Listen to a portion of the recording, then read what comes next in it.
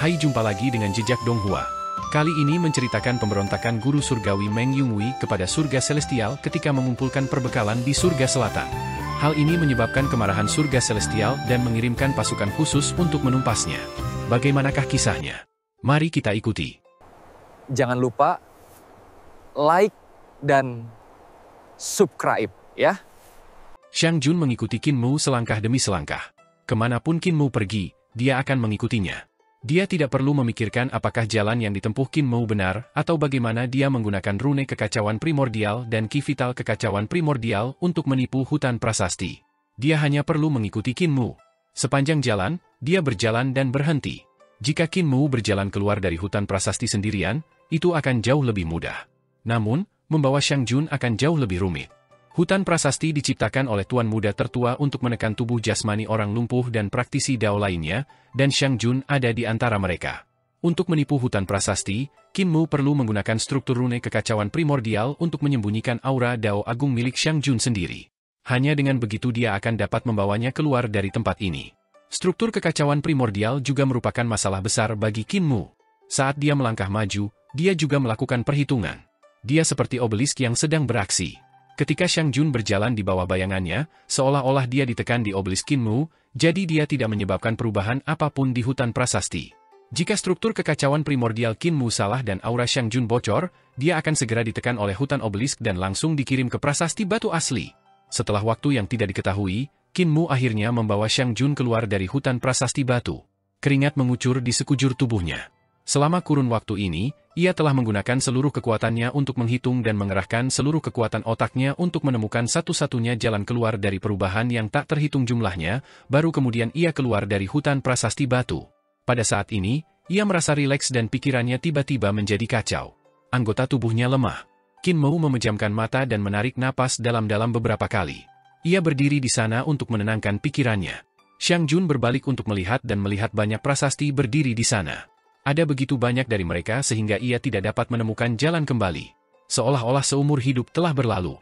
Ia memikirkan zaman ke-16 dan kegigihannya di masa lalu.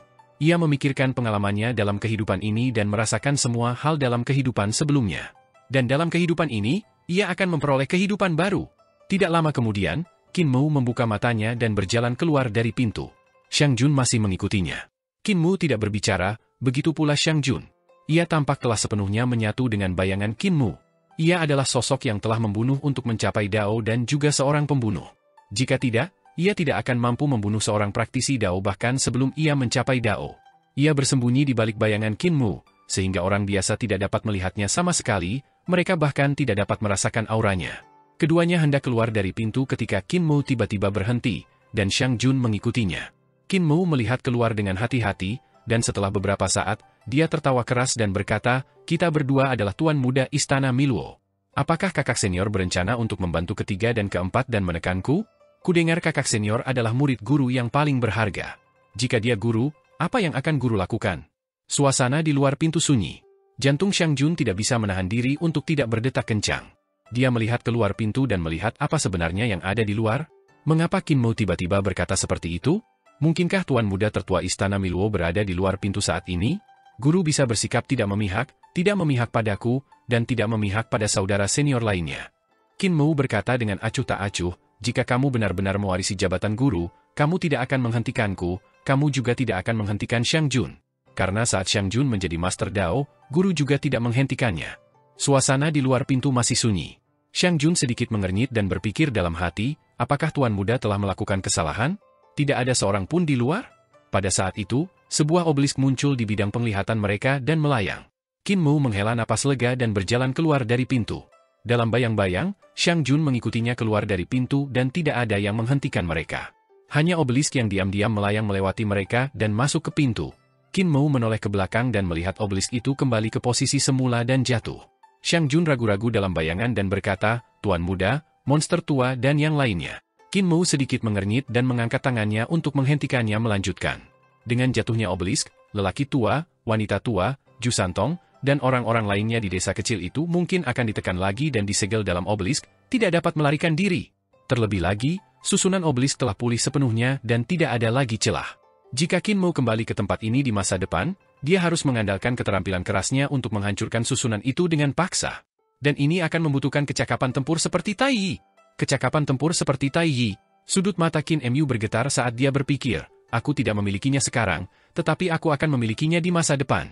Tiba-tiba, dua pintu yang rusak di pintu itu terbang dan bergabung bersama, berubah menjadi pintu utuh yang tertanam di pintu itu. Kedua pintu itu tertutup, dan rune Hong Meng beredar di sana, mengunci pintu itu hingga tertutup rapat. Kakak senior, kamu tidak bisa seperti guru. Qin Mu berbalik dan pergi, suaranya bergema di tanah terlantar, jika kamu terus mengikuti jalan guru, bahkan jika kamu dapat melakukan hal yang sama persis seperti guru, kamu tidak akan dapat melarikan diri dari nasib guru. Guru telah gagal. Mengapa kamu tidak mencoba jalan lain? Tidak seorang pun menjawab di tanah terlantar. Qin Mu membawa Xiang Jun jauh. Ketika mereka berjalan keluar dari tanah terlantar, Xiang Jun akhirnya mengajukan pertanyaan dalam hatinya, di mana tuan muda tertua tadi? Dia tidak benar-benar turun. Qin Mu menggelengkan kepalanya, dia mungkin orang yang paling mirip dengan Tuan Istana Miluo di antara 7 tuan muda Istana Miluo, tetapi dia sama saja seperti dia. Setiap gerakannya, bahkan filosofinya, sama dengan Tuan Istana. Aku belum pernah melihatnya sebelumnya, tetapi dari kenyataan bahwa dia telah mempelajari rune kekacauan primordial, aku dapat melihat kepribadiannya. Dia menekan sifatnya sendiri dan membuat dirinya lebih seperti Tuan Istana. Jika memang begitu, maka dia pasti akan mengikuti perintah Tuan Istana dan kembali ke zaman kosmiknya sendiri. Dengan demikian, dia pasti tidak akan turun ke sini. Xiang Jun sedikit bingung. Sulit baginya untuk memahami orang-orang seperti Tuan Muda tertua Istana Miluo. Dia hanya proyeksi. Qin Mu berkata, ketika monster tua dan yang lainnya menyerang pohon daonya, mereka masih membuatnya khawatir, jadi dia memproyeksikan dirinya untuk melihatnya. Aku harus berunding dengan emosinya, atau dia akan mengunciku di pintu. Justru karena dia meniru Tuan Istana Miluo, temperamennya punya kekurangan. Selama kita memahami hal ini, kita bisa lolos. Dia menghela napas panjang lega dan berkata, jika bukan kau yang mengikutiku, melainkan monster tua dan yang lainnya, maka kita tidak akan bisa lolos, kita akan pergi ke istana leluhur dan membangun kekosongan pamungkas yang sesuai dengan pohon dunia. Dia melihat arah dan menuju ke gunung hitam besar istana leluhur. Jade Ridgi, Shisiu, roh buku, dan spirit abis dikorbankan satu demi satu, berubah menjadi energi dan memasuki alam semesta masa lalu. Hasilnya, pohon dao milik Hall Master Lingguan menjadi semakin jelas, dan buah dao di pohon dao menjadi semakin kuat. Sekarang setelah 10 tahun berlalu, selama surga Lingyuan dikorbankan, dia akan dapat kembali ke puncak zaman ke-16. Pada saat itu, alam semesta tidak akan lagi cocok untuknya. Master Istana Lingguan menunggu dengan tenang. Hari ini adalah hari ketika surga Lingyuan dikorbankan, dan itu juga hari ketika pohon daonya benar-benar turun. Meskipun dia adalah seorang praktisi dao yang telah hidup selama 4 zaman alam semesta, dan hati daonya sangat kuat, dia tidak dapat menahan perasaan sedikit riak saat ini. Ketika pohon dao turun, dia akan selangkah lebih maju dari semua orang dari Istana Miluo dan dapat mencap dao agungnya di kekosongan terakhir alam semesta ini. Ini adalah langkah pertama. Dia akan selangkah lebih maju dari semua orang dalam mencap dao agungnya. Kemudian, sebelum alam semesta ini runtuh, dia akan mampu mengolah buah dao keempatnya. Dengan kedatangan Istana Miluo, keruntuhan alam semesta ini tidak dapat dihindari. Saya khawatir itu akan terjadi lebih cepat daripada keruntuhan zaman ke-16. Tidak semua orang memiliki harapan untuk mengolah buah dao lain di alam semesta ini, tetapi saya pasti bisa melakukannya. Petugas roh kepala aula sedang dalam suasana hati yang baik. Inilah alasan mengapa dia mengambil risiko menyinggung Tuan Muda ke-7 Qin Mu untuk datang ke sini. Akhirnya, surga spirit abis berubah menjadi energi dan lenyap. Kepala Aula Spirit Officer merasakan kekuatan Dao Agung yang tak tertandingi mengalir keluar dari pohon Dao, bunga Dao, dan buah Dao miliknya. Dia tidak dapat menahan perasaan segar dan memanggil Yang Mulia Su. Dia berkata, terima kasih telah merawatku selama 10 tahun terakhir. Aku juga telah membalas budimu dengan meningkatkan Dao Agung Youdumu. Hari ini, aku telah berhasil. Aku akan pergi ke kehampaan alam semestamu dan mencoba untuk mencap Dao Agungku dan membangun surga agungku yang utama. Pemuja surgawi Su membungkuk dengan rasa terima kasih. Selama 10 tahun terakhir, Kepala Aula Spirit Official telah mengajarinya cara berkultivasi yang memungkinkannya memperoleh banyak hal. Kekuatan kultivasinya telah meningkat pesat, jauh melampaui masa lalu.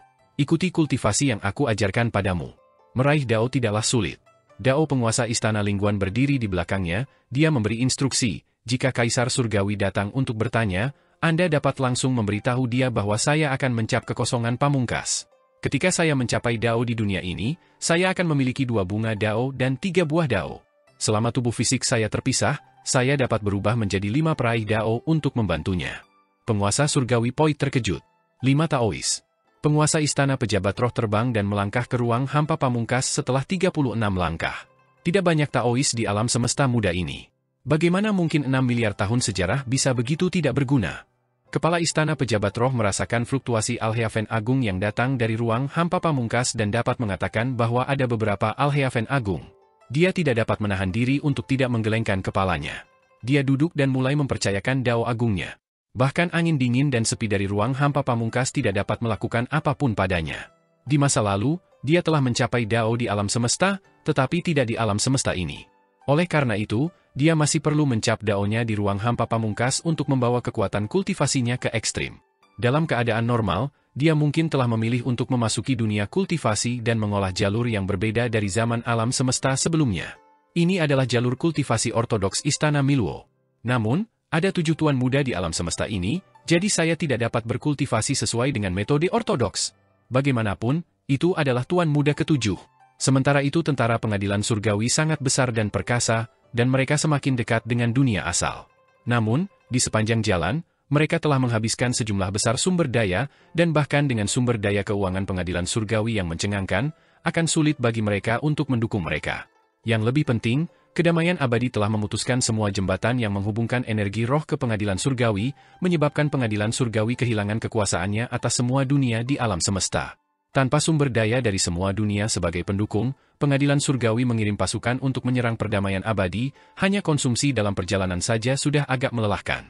Meng Yunhui diperintahkan untuk menuju surga selatan untuk menjarah kekayaan semua surga besar di surga selatan.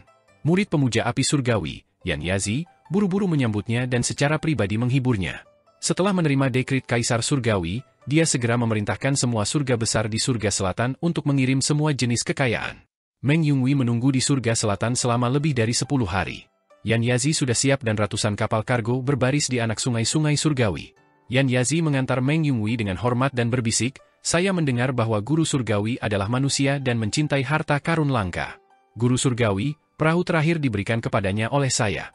Meng Yunhui menaiki kapal dan membenci Yan Yazi. Ia datang ke sebuah kapal dan memerintahkan, "Buka kabin dan periksa barang bawaan.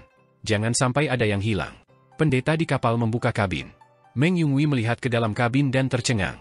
Kabin itu penuh dengan manusia, tua dan muda. Meng Yunhui kebingungan, Yan Yazi tersenyum meminta maaf dan berkata, "Jangan khawatir, Guru Surgawi, aku tidak akan kekurangan apapun. Semua manusia di surga selatan yang berusia lebih dari 40 tahun telah dikirim ke sini. Hanya ada 200 kapal sekarang, dan akan ada aliran kapal budak yang tak ada habisnya yang dikirim ke sana nanti." Meng Yunhui meraih kerah bajunya dan mengangkatnya. Dia berkata dengan suara serak, "Aku ingin perbekalan.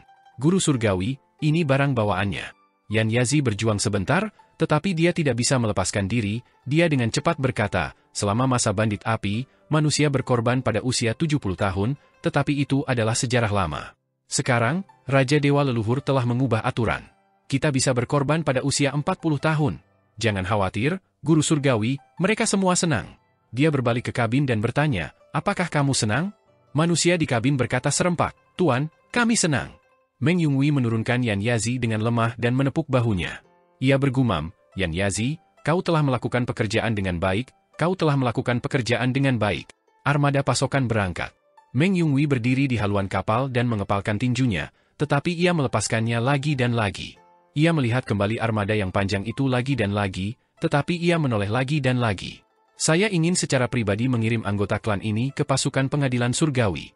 Saya ingin secara pribadi mengirim mereka ke sana sebagai makanan bagi para dewa dan iblis pengadilan surgawi."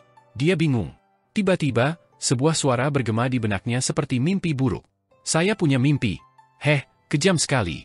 Dia memuntahkan seteguk darah, tetapi raut wajahnya jauh lebih baik. Yan Yazi memperhatikan armada itu pergi. Tepat saat dia hendak kembali dan menyiapkan lebih banyak budak, suara Meng Yunhui tiba-tiba terdengar, "Yan Yazi." Yan Yazi buru-buru berbalik dan tersenyum meminta maaf, "Meng Tian." Seberkas cahaya melintas dan menembus dahinya. Dunia di depan Yan Yazi runtuh dan berangsur-angsur menjadi gelap. Suara Meng Yunhui terdengar, dan ada kegembiraan dalam suaranya. "Saya memberontak."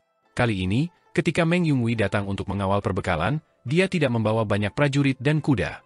Kebanyakan dari mereka adalah anak buahnya, dan mereka disebut perkemahan kenaikan. Dia adalah dewa manusia dari surga kenaikan, dan ada cukup banyak dewa manusia yang telah tunduk padanya selama bertahun-tahun.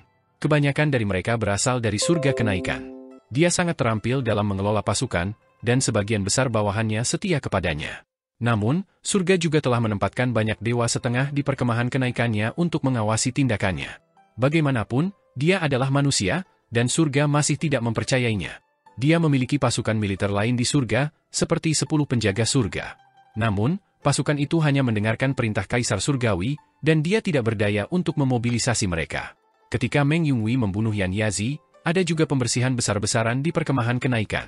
Ketika Meng Yunhui membunuh para dewa dan setan di bawah Yan Yazi, para prajurit camp kenaikan menaiki perahu mereka dan mandi dengan darah. Permukaan sungai anak sungai surgawi itu sudah berwarna merah darah. Meng Yunhui mengangkat pedangnya dan berdiri di antara banyak mayat di istana surga selatan. Dia melihat para prajurit di bawahnya. Kapal-kapal budak berlabuh di tepi sungai, dan bahkan ada noda darah di baju besi dewa para dewa manusia. Suasana menjadi mencekik. Apakah kamu menyesalinya? Keyakinan dalam suara Meng Yunhui telah hilang. Pemberontakan ini lebih seperti keputusan impulsif. Itu bukan rencana yang lengkap.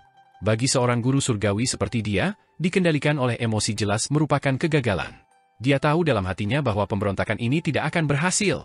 Para prajurit manusia yang telah mengikutinya selama bertahun-tahun mungkin akan mati semua. Jika kamu memberontak bersamaku, kamu mungkin tidak akan berhasil sama sekali. Yang menantimu bukanlah kehormatan atau kemuliaan. Itu mungkin hanya kekalahan demi kekalahan, kematian rekan-rekanmu. Meng Yunhui menatap bawahannya dan menyapu pandangannya ke wajah-wajah yang dikenalnya. Dia berkata dengan sungguh-sungguh, saat itu, aku membawa kalian semua keluar dari surga kenaikan. Mungkin, aku tidak akan bisa membawa kalian semua kembali hidup-hidup. Mungkin, kalian hanya akan kembali dengan mayat. Mungkin, kalian bahkan tidak akan meninggalkan mayat. Jika kita kalah, sejarah yang tercatat di surga surgawi hanya akan menodai kita.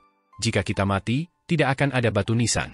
Seluruh kehidupan kultivasi kita mungkin hanya akan ditukar dengan mayat-mayat yang seperti anjing mati di medan perang. Setelah kita mati, kita akan dimarahi oleh orang-orang. Lihat, ini pengkhianat. Apakah kalian masih ingin mengikutiku? Tanyanya dengan keras. Di kapal budak, para prajurit camp kenaikan tetap diam. Tiba-tiba, seorang prajurit menyingkirkan helmnya dan memperlihatkan wajah yang tegas. Guru surgawi, kau membawaku keluar dari kemunculan surga. Suara dewa setengah baya itu tidak keras, tetapi mengejutkan. Yang kutahu sebelum bertemu guru surgawi, hidupku lebih buruk dari anjing.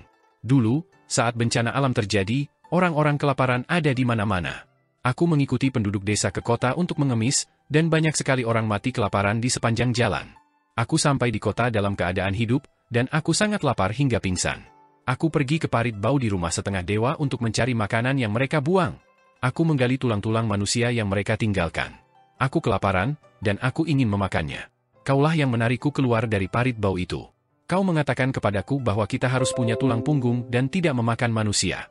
Kita manusia harus menjalani hidup yang layak. Kau mengatakan bahwa manusia tidak ditakdirkan menjadi budak sejak lahir, dan mereka tidak ditakdirkan menjadi makanan bagi para dewa. Kau mengatakan bahwa kau ingin manusia hidup lebih baik. Sejak saat itu, aku mengikutimu. Dewa lain mendorong helmnya, memperlihatkan bekas luka panjang di wajahnya yang tampak seperti bekas kelabang yang ditinggalkan oleh cambuk. Dia berkata dengan suara serak, saya juga anggota bencana alam itu. Sejak saat itu, saya mengikuti Anda. Anda masih seorang praktisi seni dewa saat itu, dan Anda penuh semangat. Anda memberi kami orang-orang yang kelaparan harapan. Aku juga dari masa itu. Dewa lain menyingkirkan helmnya. Kami mengikutimu melewati hidup dan mati. Banyak teman kami yang pergi, tetapi kami selamat. Aku juga. Tidak, ayahku yang pergi. Sebelum ayahku meninggal, dia menyuruhku untuk mengikuti guru surgawi dan tidak pernah meninggalkanmu. Ada juga banyak dewa yang tidak mengikuti Meng Yunhui selama bencana surga manifestasi Plume, tetapi mereka mengandalkan cita-cita dan kepercayaan mereka kepadanya untuk sampai ke tempat mereka sekarang. Ajari kami tentang akal sehat dan kebenaran. Katakan pada kami, di mana akal sehat berada, tidak ada jalan untuk kembali. Seorang jenderal tua berkata sambil tersenyum, sekarang, disinilah tempatnya akal sehat, jadi kami tidak menyesal. Dia berlutut dengan satu kaki di geladak dan berkata dengan keras, aku bersumpah untuk mengikuti guru surgawi sampai mati. Di atas kapal budak, para prajurit camp kenaikan berlutut dengan satu kaki dan berteriak, kami mengabdikan hidup kami untuk mengikuti guru surgawi. Darah Meng Yunhui mendidih, dan dia mengangkat pedangnya untuk menunjuk ke langit surgawi dari jauh. Dia tertawa dan berkata, jika semua orang tidak mengecewakanku, aku pasti tidak akan mengecewakan semua orang. Semua orang, silakan bangkit. Hari ini, ikuti aku untuk memberontak terhadap langit surgawi. Keributan di sungai surgawi itu mendesak. Angin kencang meniup ombak besar dan menghantam kapal-kapal budak. Para budak di kapal gemetar ketakutan dan gentar. Digeladak, para dewa manusia penuh dengan gairah. Di bawah komando Meng Yunwei, mereka dengan cepat bergegas ke surga lain di surga selatan untuk membersihkan kekuatan surga surgawi. Mereka harus menutup berita itu dan tidak membiarkan kekuatan surga surgawi di surga selatan memberitahu surga surgawi.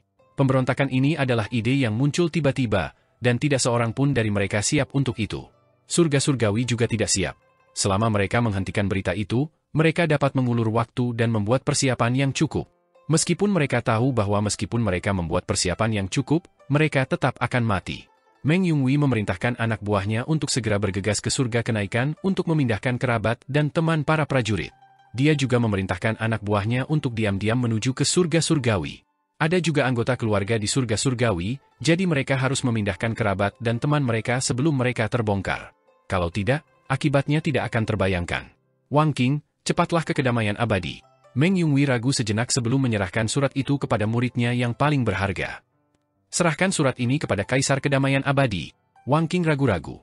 Tuan, kedamaian abadi adalah target pemusnahan surga surgawi. Kali ini, pasukan besar surga surgawi menargetkan kedamaian abadi, dan kedamaian abadi tidak memiliki pasukan tambahan untuk memperkuat kita. Lebih jauh lagi, ketika kita menyerang tanah kekosongan besar saat itu, Tuan secara pribadi memimpin pasukan besar melawan Desa Riang dan membunuh banyak ahli Desa Riang. Saya mendengar bahwa Kaisar Yan Feng adalah seorang jenderal di Desa Riang dan menderita kekalahan di tangan Tuan. Desa Ceriang dan kedamaian abadi adalah satu. Meng Yunwei melambaikan tangannya dan berkata, Kaisar Yan Feng memiliki sikap Kaisar Surgawi dan bahkan lebih kuat dari Kaisar Surgawi Hao. Dia tidak akan menyalahkanmu. Cepat pergi. Wang Qing menerima perintahnya dan terbang menuju alam primordial. Meng Yunwei kemudian memberi perintah untuk memigrasikan semua manusia di berbagai surga di surga selatan. Dia ingin mereka meninggalkan zona sungai surgawi dan membawa perbekalan dan perbekalan. Mereka harus membentengi tanah dan mempersiapkan pertempuran terakhir. Prajuritnya bagaikan lengan dan jari-jarinya, dan begitu dia memberi perintah, dia dapat menyelesaikannya dengan cepat. Selain itu, manusia di surga selatan dijinakkan seperti ternak, dan mereka tidak pernah menentang perintah para dewa. Mereka akan tunduk kepada para dewa, sehingga memudahkan mereka untuk bermigrasi. Meng Yunwei kemudian secara pribadi memimpin prajurit lainnya untuk merobohkan istana surgawi yang mulia Huo dan membangun jalan setapak yang kuat di cabang sungai surgawi. Meski begitu, dia masih tampak khawatir. Aku tidak bisa menghalanginya, aku tidak bisa menghalanginya. Aku hanya bisa bertarung sampai mati, tetapi aku tetap tidak bisa menghalanginya. Beberapa bulan kemudian, pasukan surga surgawi semakin dekat ke alam primordial, tetapi perbekalan masih belum tiba. Surga surgawi berulang kali mengeluarkan dekrit, memerintahkan para dewa untuk menuju surga selatan untuk menyerbu mereka. Namun, tidak ada berita tentang utusan ini setelah mereka mencapai surga selatan. Surga surgawi menjarah beberapa surga lagi dan menangkap budak dan perbekalan. Namun, mereka tahu bahwa sesuatu pasti telah terjadi di surga selatan. Kaisar Hao Tian mengeluarkan perintah, memerintahkan guru surgawi nomor 1, Xiang Pinying, untuk memimpin pengawal bela diri ilahi dari 10 penjaga surga surgawi, 100.000 orang, untuk menuju surga selatan untuk menyelidiki situasi tersebut.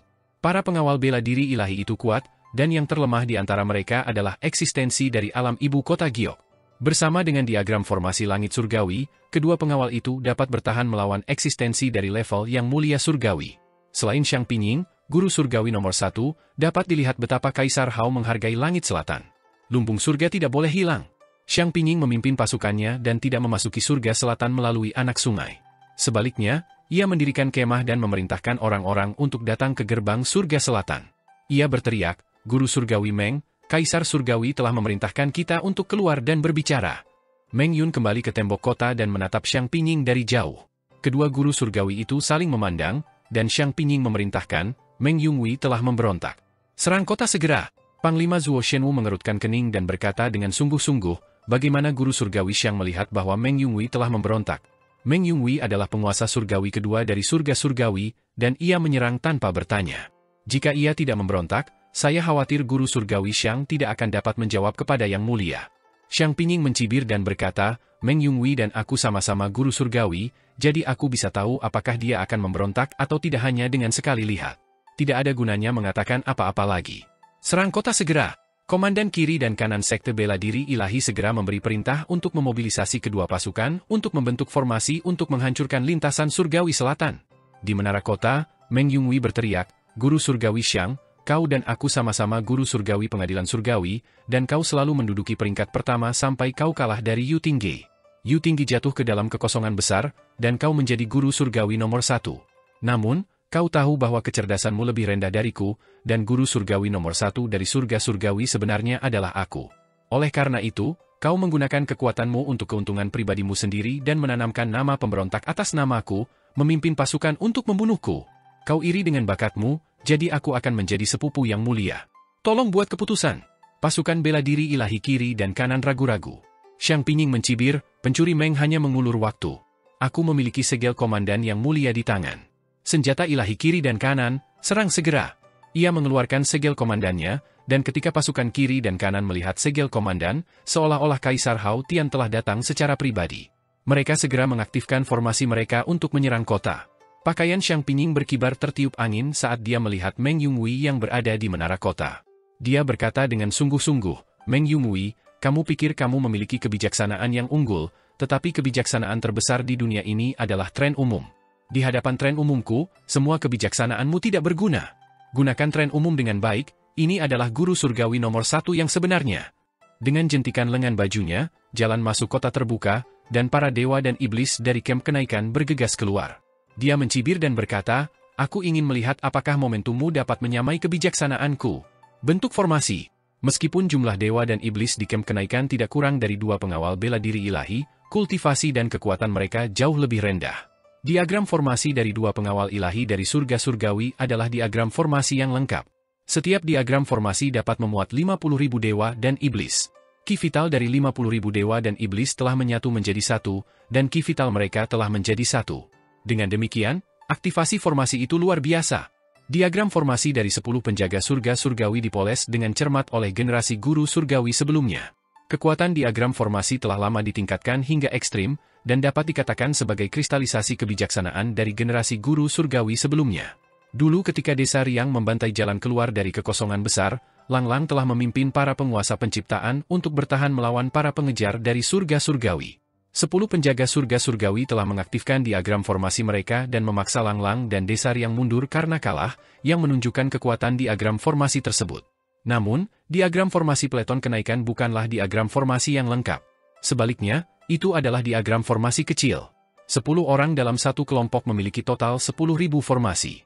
10.000 formasi saling bersilangan, dan para dewa dan iblis dari batalion kenaikan terbang naik turun, dengan cepat membentuk formasi pertama. Formasi ini berganti-ganti di dalam dan luar, berubah tak terduga. Setelah melihat ini, Xiang Pinying mencibir. Formasi pagoda langit kaca. Akulah yang mengajarimu formasi ini. Kedua pasukan itu bertabrakan, dan kekuatan diagram formasi langsung meledak. Kedua pasukan itu bertabrakan, dan kekuatan diagram formasi langsung meledak. Formasi pasukan langit dan kamp kenaikan segera berubah. Formasi yang berbeda saling bertautan, dan darah dan daging berterbangan dalam formasi itu. Di sisi lain, utusan Meng Yunwei, Wang Qing, datang ke Eternal Page dan menyerahkan surat kepada Kaisar Yanfeng. Kaisar Yanfeng membuka surat itu dan membacanya. Setelah hening sejenak, dia berkata, siapkan altar dan undang Nagavi untuk turun. Bawa pagoda langit kaca bersama Pangeran Yuming ke surga selatan. Di depan gerbang surga selatan, kedua guru surgawi itu mengerahkan pasukan mereka sendiri. Formasi kedua pasukan berubah dengan cepat, menggunakan formasi untuk menerobos formasi dan kekuatan kasar. Xiang Pinying dan Meng Yunwei sama-sama ahli aljabar dan ahli formasi. Dari pertempuran ini, orang bisa melihat kekuatan kedua belah pihak.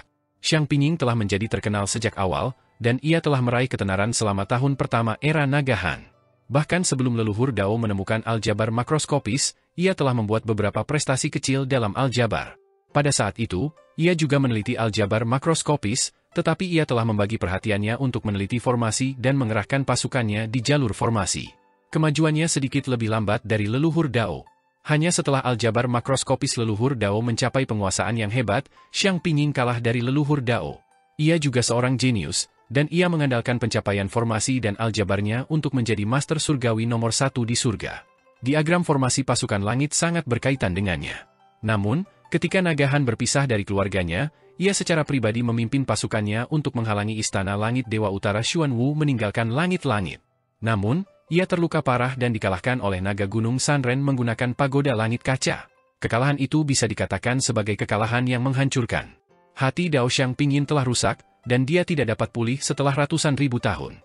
Dia harus berpikir keras tentang cara menghancurkan formasi pagoda langit kaca.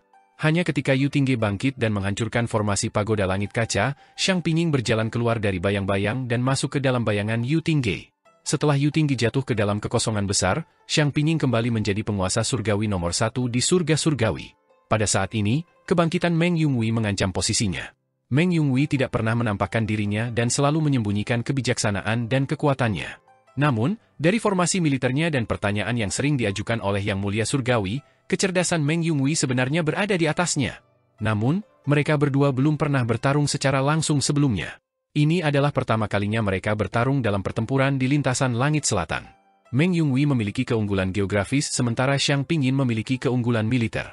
Pasukan di bawahnya adalah pengawal bela diri ilahi dari 10 pengawal surga. Mereka telah mengalami semua jenis pertempuran dan merupakan eksistensi paling menonjol di antara para dewa setengah. Siapapun dari mereka bisa menjadi pemimpin kamp kenaikan Meng Yunwei. Ketika diaktifkan oleh formasi dari 2 pengawal bela diri ilahi, mereka bahkan dapat melawan Yang Mulia Surgawi. Namun, ketika berbenturan dengan pasukan dewa dan iblis kelas 2 seperti perkemahan kenaikan, kekuatan formasi dari 2 pengawal bela diri ilahi sama sekali tidak dapat dilepaskan. Formasi perkemahan kenaikan bagaikan jarum yang menembus celah, menusuk formasi dari 2 pengawal bela diri ilahi, menyebabkan formasi tersebut tidak dapat beroperasi dan diagram formasi tidak dapat berfungsi. Setiap perubahan dalam formasi pengawal bela diri ilahi dilawan oleh perkemahan kenaikan. Xiang Pingying ahli dalam bertarung secara adil dan jujur. Ketika ia bertemu lawan seperti Meng Yunwei, sulit baginya untuk melepaskan semua kemampuannya. Namun, kekuatan pengawal bela diri ilahi terlalu kuat. Bahkan Meng Yunwei tidak dapat mengalahkannya dalam pertempuran yang melelahkan. Ini adalah tren umum yang disebutkan Xiang Pingying. Selama para prajurit kamp kenaikan terus mati, dia akan tetap menang. Tepat pada saat ini, Meng Yunwei tiba-tiba berdiri dan melayang turun dari menara kota, memotong diagram formasi kamp kenaikan. Xiang Pingying tertawa terbahak-bahak dan menggelengkan kepalanya. Betapa bodohnya seorang jenderal memasuki formasi secara langsung? Begitu Anda memasuki formasi, Anda akan menjadi bidak catur dalam formasi tersebut. Anda tidak akan dapat mengamati situasi keseluruhan dan membuat perubahan pada formasi kapanpun dan dimanapun. Meng Yunwei, poin terkuat Anda adalah perubahan dalam formasi, tetapi sekarang Anda harus melepaskan keuntungan ini dan menjadi seorang pemberani. Anda tidak layak menjadi seorang master surgawi. Dia segera mengendalikan diagram formasi dari 2 pengawal bela diri ilahi dan menggunakan formasi tersebut untuk menjebak batalion kenaikan hingga mati. Namun, formasi batalion kenaikan juga berubah pada saat yang sama, masih dengan kuat mengendalikan diagram formasi dari 2 pengawal bela diri ilahi, sehingga sulit bagi mereka untuk mengubah formasi. Bahkan jika Xiang Pingying dengan paksa mengubah formasi, dia masih akan ditahan oleh kamp kenaikan. Meng Yunwei juga merupakan seorang ahli hebat dari alam tahta kaisar. Dalam diagram formasi, dia seperti ikan di air, membunuh para jenderal pengawal bela diri ilahi dan menyebabkan mereka menderita korban. Itu tidak benar. Dia ada di dalam formasi dan tidak dapat mengendalikan seluruh situasi. Bagaimana dia melihat perubahan dalam formasiku? Ekspresi Xiang Pingying menjadi suram, dan dia berpikir dalam hati, lagi pula, dia ada di dalam formasi, jadi bagaimana dia akan mengerahkan semua prajurit kamp kenaikan dan membuat mereka melakukan apa yang dia inginkan? Tunggu sebentar, ini adalah rahasia 3 majelis roh primordial milik Eternal Peace. Ekspresinya berubah drastis. Di antara reformasi Eternal Peace, ada teknik yang disebut rahasia 3 majelis roh primordial yang merupakan teknik paling menakjubkan di medan perang. Teknik ini dapat mengerahkan pasukan dengan kecepatan tercepat. Kembali di tanah kekosongan besar, Kaisar Yanfeng dan pengajar kekaisaran Eternal Peace, Jiang Baigui, berubah menjadi biksu dan Taois. Mereka memimpin pasukan desa Riang dan beberapa kali bentrok dengan pasukan surga surgawi, membunuh banyak musuh. 4 guru surgawi agung dan 4 raja surgawi agung dari surga surgawi mengalami sakit kepala yang tidak biasa terhadap kedua orang ini. Akhirnya, Meng Yunwei lah yang melihat keduanya dan menghancurkan formasi Kaisar Yanfeng. Dia mengejar Kaisar Yanfeng sejauh puluhan ribu mil dan hampir membunuh biksu botak itu. Saat itu, Meng Yunwei mampu menghancurkan formasi itu karena dia telah memerintahkan bawahannya untuk menuju ke kedamaian abadi. Dia diam-diam telah mempelajari rahasia 3 pertemuan roh primordial dan mempelajari cara untuk menghancurkannya. Jelas bahwa Meng Yunwei tidak hanya memecahkan rahasia 3 pertemuan roh primordial, dia juga telah mempelajarinya. Aku tidak tahu teknik pertemuan roh primordial, jadi aku tidak bisa memecahkannya. Namun, agar Meng Yunwei mampu memahami seluruh situasi, itu berarti dia pasti memiliki mata dan telinga di luar untuk mengamati situasi pertempuran. Xiang Pingying lebih pintar dari yang lain dan segera melihat sekeliling. Pandangannya kemudian tertuju pada lintasan surgawi selatan. Ada cermin berbentuk oval yang tergantung di depan lintasan tersebut. Xiang Pingying mengangkat tangannya untuk mengeluarkan busur dewa dan menembakkan anak panah. Cermin terang itu langsung hancur berkeping-keping. Dia menghela napas lega dan mengubah formasi lagi. Dia masih ditahan oleh Meng Yunwei. Xiang Pingying mengerutkan kening dan terus melihat sekeliling. Dia tiba-tiba membengkokkan busurnya lagi dan memadamkan matahari di langit. Matahari pun padam, dan langit menjadi gelap. Xiang Pingying melihat lagi dan melihat bahwa formasi itu masih ditekan oleh Meng Yunwei. Dia punya mata dan telinga lain. Xiang Pingying mengulurkan tangannya dan mengetuk bagian tengah alisnya. Mata vertikal di bagian tengah alisnya terbuka dan melihat ke sungai anak sungai surgawi. Dia kemudian mengangkat kaki kanannya dan menghentakkan kakinya dengan keras. Air sungai bergolak dan ikan perak besar terbang keluar dari sungai. Xiang Pingying menembak semua ikan perak besar itu hingga mati. Ikan perak itu meledak dan hancur berkeping-keping. Mereka semua sebenarnya dimurnikan dari logam ilahi dan besi ilahi, bertindak sebagai mata dan telinga Meng Yunwei. Ada mata dan telinga lainnya. Mata vertikal di bagian tengah alis Xiang Pingying bersinar terang. Dengan teriakan, dia mendorong kekuatan mata ilahi hingga maksimal dan menembus kehampaan. Di kehampaan di sekitar Southern Heavenly Pass, cermin tergantung tinggi. Xiang Pingying menembak cermin-cermin ini hingga berkeping-keping dan melihat ke bawah. Di Youdu, bola mata Dewa Iblis yang besar dimurnikan menjadi harta karun oleh orang-orang, dan mereka menatap tempat ini. Meng Yunwei, kau memang sainganku. Jari telunjuk kanan Xiang Pingying bergerak cepat di udara, menggambar jimat Youdu Great Dao dan menempelkannya pada busur dewa. Ia kemudian melepaskan anak panah dan meledakkan mata Dewa Iblis. Sekarang setelah semua rencana Meng Yunwei disingkirkan, Xiang Pingying akhirnya bisa bersantai. Tepat pada saat ini, awan tiba-tiba terbang dari celah gunung. Di awan itu terdapat banyak serangga aneh. Mereka memiliki kepala besar dan tubuh kecil, dan mereka memiliki mata majemuk yang tak terhitung jumlahnya di kepala mereka. Mereka berdengung saat terbang, dan mata majemuk serangga aneh itu mencerminkan situasi medan perang. Xiang Pingying membuka mulutnya dan menyemburkan seteguk api ilahi, membakar semua serangga aneh hingga bersih. Meng Yunwei mendesah pada dirinya sendiri. Waktunya terlalu singkat, dan pasukannya terlalu lemah. Dia tidak memiliki metode lagi untuk bersiap. Jika dia diberi waktu, dia bisa mengatur semuanya dengan tenang dan memastikan Xiang Ping tidak bisa menerobos. Sekarang setelah dia kehilangan kendali atas seluruh situasi, jika dia bertahan, dia pasti akan musnah. Meng Yunwei secara pribadi berada di belakang dan mundur menuju celah gunung yang tak tertembus. Xiang Pingying memanfaatkan situasi dan mengejar mereka sampai ke celah gunung yang tak tertembus. Tiba-tiba, bendera yang tak terhitung jumlahnya berkibar di udara, dan formasi pun terbentuk. Xiang Pingying terkejut, dan dia buru-buru memerintahkan pasukan untuk berhenti guna mencegah kecelakaan. Meng Yunwei mengambil kesempatan untuk memasuki kota. Berapa banyak orang yang dipimpin Meng Yunwei dalam perjalanan ke surga selatan ini? Xiang Pingying memanggil seseorang dan bertanya. Prajurit itu berkata, Guru Surgawi, Meng Yunwei memimpin 100.000 prajurit camp kenaikan kali ini. Dia tidak membawa pasukan lainnya. Jalan ini adalah kota kosong. Mata Xiang Pingying berbinar, dan dia berteriak, serang kota. Jalan surgawi selatan yang tampak megah runtuh di bawah serangan dua pengawal bela diri ilahi. Di kota, Meng Yunwei mendesah dan berteriak, mundur dan bertarung, pertahankan surga selatan sampai mati. Para prajurit batalion kenaikan bermandikan darah saat mereka bertarung. Namun, di hadapan kekuatan bela diri yang tangguh dari dua pengawal bela diri ilahi, korban mereka meningkat. Di samping Meng Yunwei, sosok-sosok yang dikenalnya jatuh satu demi satu. Seperti yang telah dia katakan, mereka ditakdirkan untuk kalah dan tidak memiliki harapan untuk menang sama sekali. Meskipun dia telah mengharapkan hasil ini, melihatnya dengan matanya sendiri masih membuatnya sedih. Kekuatan formasi pertempuran dari dua pengawal bela diri ilahi sudah berangsur-angsur meletus, dan kekuatannya menjadi lebih kuat. Setiap kali menyerang, ratusan orang akan runtuh di sekelilingnya. Kemanapun formasi pertempuran itu lewat, gunung-gunung akan runtuh, langit akan runtuh, dan matahari serta bulan akan kehilangan cahayanya. Dalam pertempuran baru-baru ini, Xiang Pingying menunjukkan keunggulan pengawal bela diri ilahi. Sebagai setengah dewa, tubuh jasmaninya kuat, dan dia tidak mengenal lelah saat bertarung.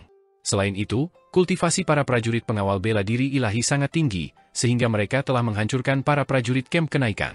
Jika mereka terus bertarung, camp kenaikan dan Meng Yunwei pasti akan musnah. Akhirnya, diagram formasi dari dua pengawal bela diri ilahi diaktifkan secara ekstrim, dan gelombang kekuatan kaisar melesat ke langit dari diagram formasi. Mereka seperti istana surgawi yang bergabung bersama untuk membentuk formasi surga surgawi agung dari 18 istana surgawi. Wajah Meng Yunwei pucat.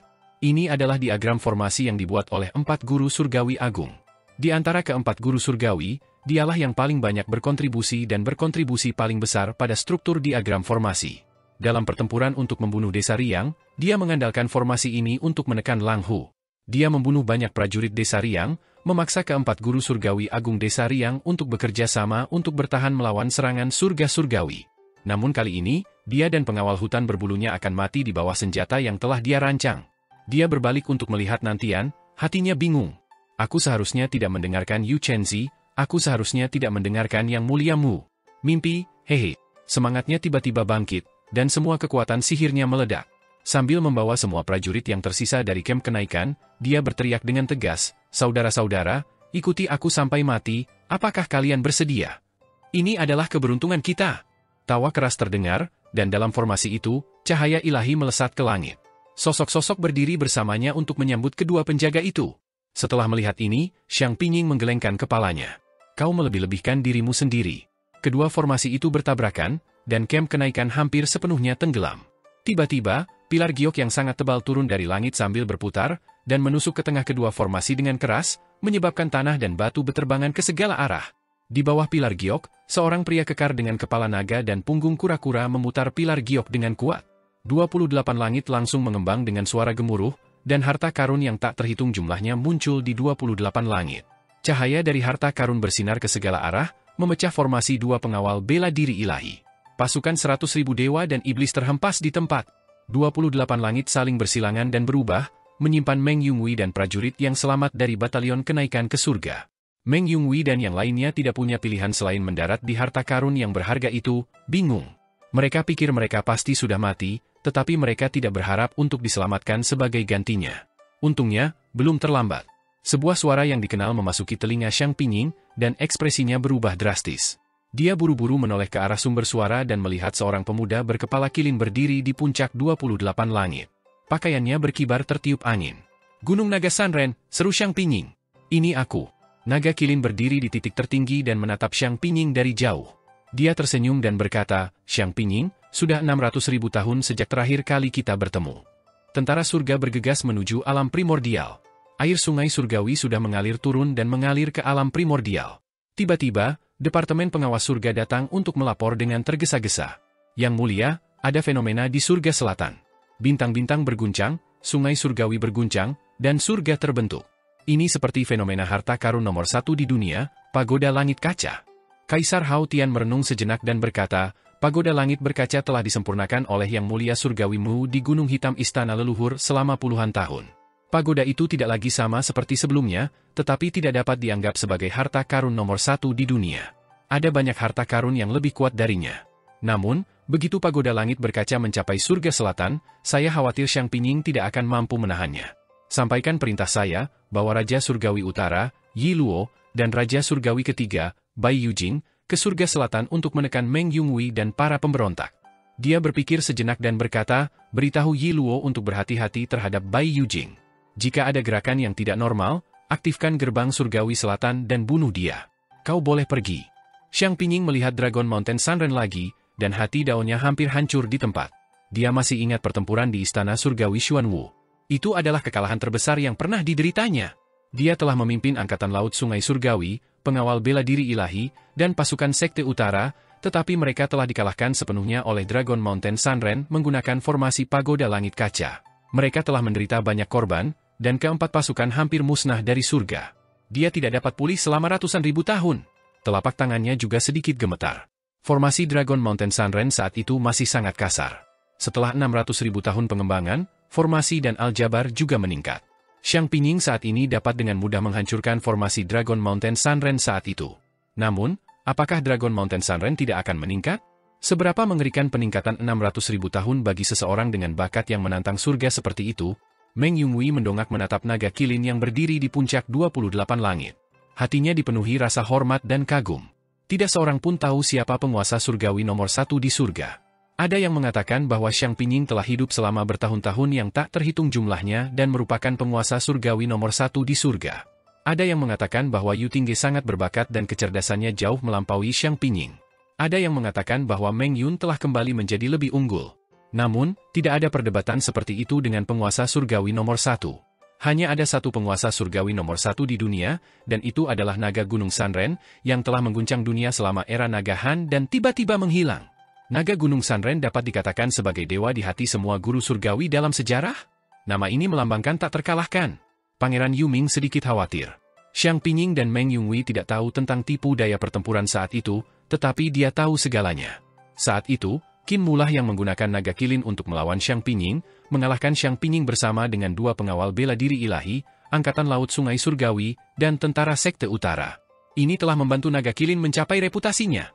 Dan orang yang datang sekarang hanyalah naga kilin, orang yang ceroboh ini. Dia memiliki penampilan yang dangkal. Bisakah naga kilin benar-benar mengalahkan Xiang Pingying dan mempertahankan legendanya yang tak terkalahkan? Dia benar-benar tidak memiliki kepercayaan diri. Naga kilin juga tidak memiliki banyak kepercayaan diri.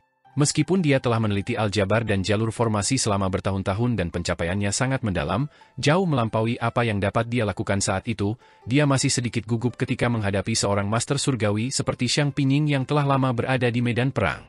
Aku tidak bisa mempermalukan diriku sendiri. Naga kilin diam-diam menyemangati dirinya sendiri. Aku telah mempelajari Dao formasi selama bertahun-tahun.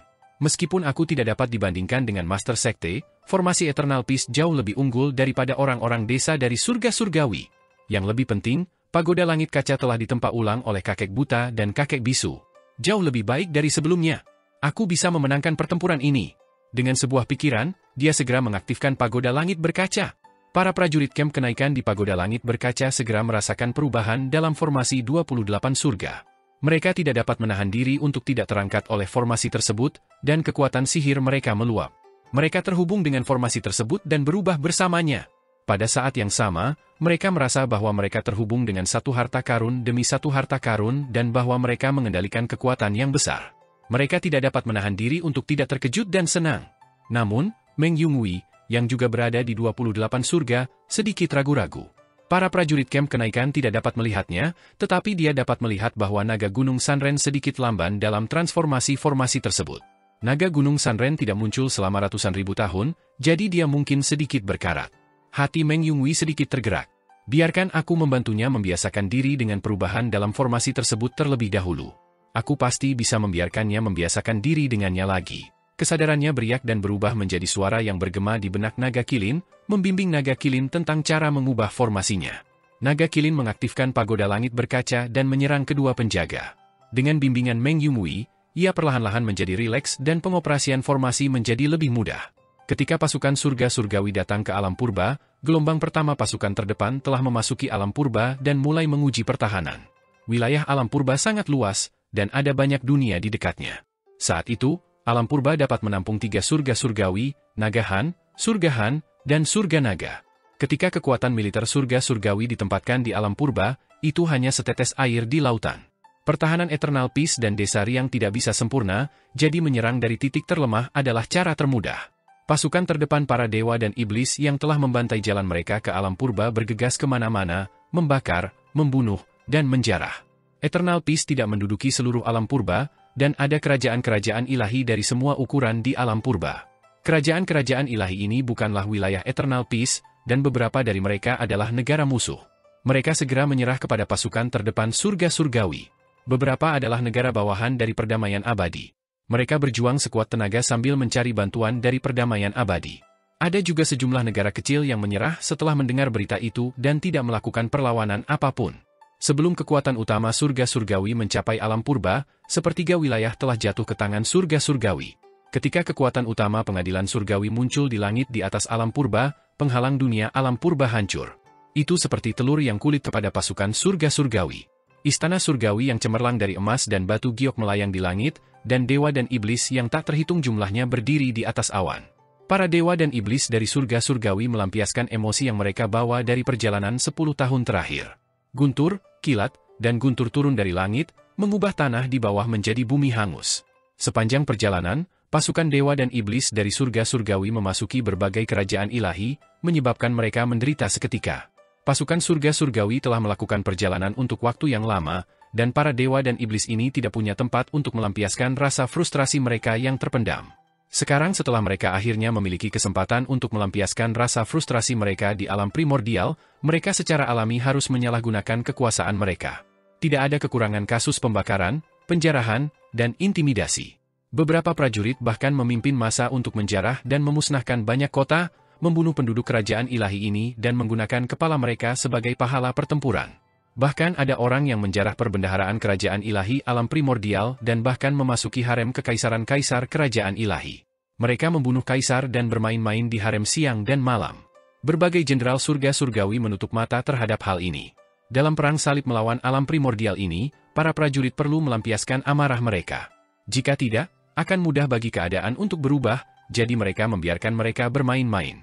Setelah lebih dari 10 hari, Kaisar Langit Hao memberikan dekretnya dan memerintahkan, katakan pada mereka untuk tidak bertindak berlebihan. Berbagai pemimpin dan jenderal memberikan perintah untuk mengatur ulang militer sebelum menetap. Setelah penjarahan ini, berbagai markuisi militer telah menjarah sejumlah besar kekayaan. Mereka memiliki semua ransum, makanan ternak, dan budak, dan semua orang senang.